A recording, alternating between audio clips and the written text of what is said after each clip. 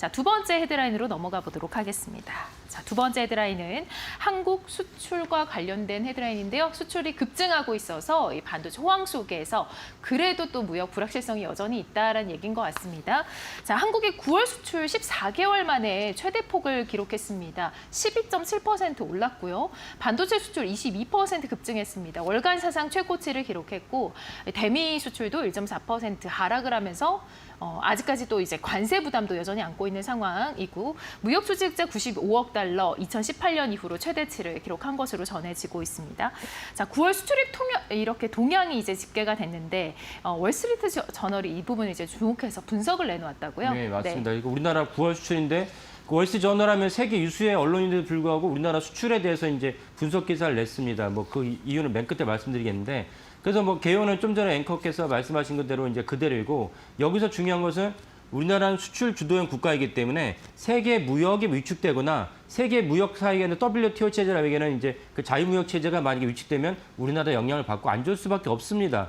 근데 그럼에도 불구하고 이번에 9월 수출이 엄청나게 전년 동기 대비 이렇게 점프했다는 것은 되게 이례적이라고 볼 수 있고 그 이례적인 어떤 요인이 무엇이냐고 봤을 때 당연히 반도체였습니다. 그 자동차는 되게 안 좋습니다. 현대차 자동차 같은 경우는 이제 올해 YTD가 코스피보다 훨씬 떨어질 정도로 안 좋다는 걸 다 알고 계실 거고 그러면 이번에 수출을 갖다가 그 증가한 견인차는 반도체인데 이 반도체가 어떻게 많이 나왔냐 결국 HBM이라는 건 이제 고성능 D램이고 고성능 D램이 아닌 그냥 일반 D램에서도 수요가 엄청나기 때문에 그래서 뭐 많은 분들이 뭐 저도 방송에 몇 번 말씀드렸지만 지금 반도체가 제가 보기에는 반도체가 생성되고 시장에서 주도하게 주목하기는 이유를 최대의 어떤 그 슈퍼 사이클이 아닌가 최대의 어떤 매출과 영업이 증가가 있지 않나라고 생각을 합니다. 그것의 두 가지가 이제 그 반도체 HBM과 기존에 했던 그 범용 반도체가 모두 다 이제 성장을 하면서 우리나라가 그 대외 무역 환경이 안 좋은데도 불구하고 엄청난 수출 증가세를 보였다. 이렇게 이해를 하게 됩니다. 네, 이게 바로 이제 수출 주도형 국가라는 점을 좀 감안을 해야 되는 그런 이슈인데요. 작년보다 12.7% 성장을 했습니다.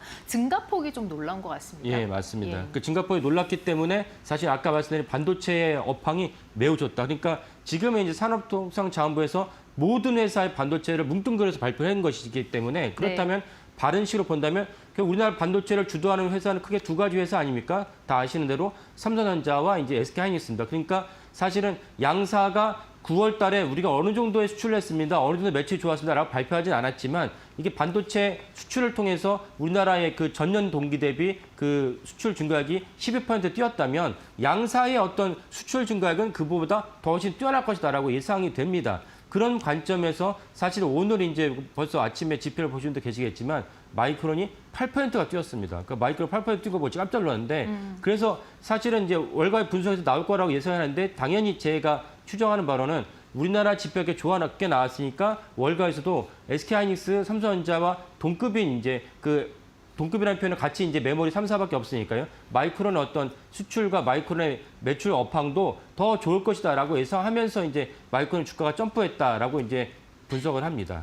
네, 수출이 호조를 이뤘는데 지역별 상황도 궁금합니다. 예, 그 지역별 상황 때문에 월스트리트 저널이 이제 썼다 보는데 좀 전에 이게 자막에 보신 대로 미국 수출은 우리나라가 전체로 봤을 때는 1.3% 하락을 했습니다. 근데 중국 수출은 좀 늘었고요. 그러니까 결국은 관세 영향이 있다라는 것은 분명한 척도이고 그래서 이제 월스트리트 저널이 우리나라 수출 동향을 보는 중요한 이유가 우리나라 수출 주도형 국가이기 때문에 우리나라의 경제 동향, 우리나라 수출에 따라서 세계 무역을 딱 가늠할 수 있는 중요한 어떤 잣대로 여겨집니다. 그래서 실질적으로 트럼프 대통령 때문에 사실 세계 무역 경제가 위축되고 있었고 그것이 실제로 지표로도 확인했다. 아무리 이제 반도체가 전체적인 수출과 다 늘리긴 했지만 미국 수출을 바라봤을 때는 1.4% 하락했기 때문에 이 영향이 분명히 있다는 것을 알 수가 있고 반대로 중국은 이제 미국 수출이 막히니까 다른 식으로 우회하고 있습니다. 그런 영향 갖다 우리도 받고 있다 해서 중국 수출이 좀 0.5% 올랐습니다. 이런 것들이 사실은 지표로도 확인됐고 그 때문에 월스트리트 저널에 이제 우리나라 9월 수출입 동향을 갖고 분석해서 썼다 이렇게 이해하기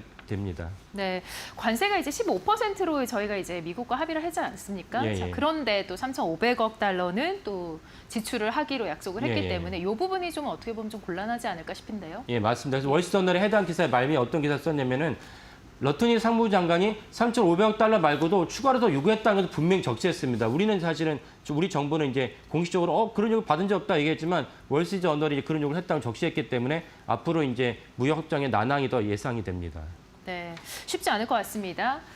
네, 호조세가 계속해서 나타나고 있죠. 마이크론 테크놀로지 앞서 말씀하신 대로 8%가 넘게 올랐고 반도체, 자동차 수출 지금 잘 나가고 있는데요. 그럼에도 불구하고 지금 일본과도 또 비교가 되고 있습니다. 협정 예. 어떤 점이 좀 비교가 될까요? 러트니 장관은 일본이 5,500달러 냈는데 너네도 내라 이건데 우리와 일본은 사실은 GDP 대비로나 그다음 예. 무엇보다 엔화라는 건 기축통화 하나이기 때문에 우리는 기축통화가 아니고 그러면 이렇게 많이 3,500달러를 다 냈을 때 우리나라 어떤 외환 잔고가 비니까 사실 IMF 사태가 일어날 수 있는 그 가능성을 갖다가 우리가 잊고 싶지 않은 거죠. 네. 그런 의미에서 우리가 계속 이제 미국이랑 협상을 하고 있는데 이 부분도 이제 주목하시면 좋겠습니다. 네, 어떻게 보면 지금 이제 조지아주 공장 관련해서 북미 이 반미 여론도 있지 않습니까? 이 예. 부분을 좀 어떻게 보면 활용을 해야 되지 않을까 싶기도 한데요. 예, 맞습니다. 그래서 제가 방송에서 말씀드렸지만 미국은 여론의 국가이기 때문에 한국에서 이 부분에 대해서 적극적으로 이제 우리나라 국민들이 반대 의사 표시를 하고 반미에 대한 정서 올라갔다는 것이 미국의 어떤